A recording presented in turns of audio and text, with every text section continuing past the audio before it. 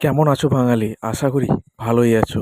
আর ভালো না থাকলেও এই ভিডিওটা দেখার পর আশা করি তোমরা ভালো হয়ে যাবে। নমস্কার বাঙালি, আমি রাহুল। নাম তো শুনেছো নিশ্চয়ই। আর না শুনলেও এখন তো রোজই শুনছো।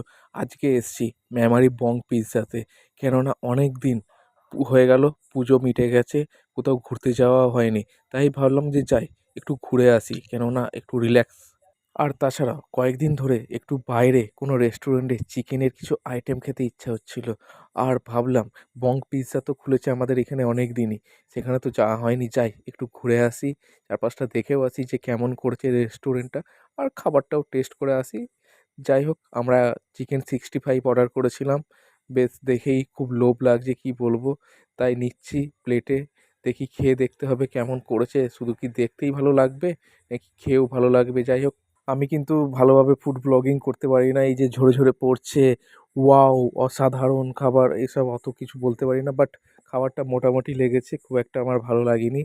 যাই হোক, জায়গাটা খুবই সুন্দর, চারপাশটা খুব ভাল লেগেছে, এটাই অনেক। দেখা হচ্ছে পরের ভিডিওতে, ততক্ষণের জন্য বাই।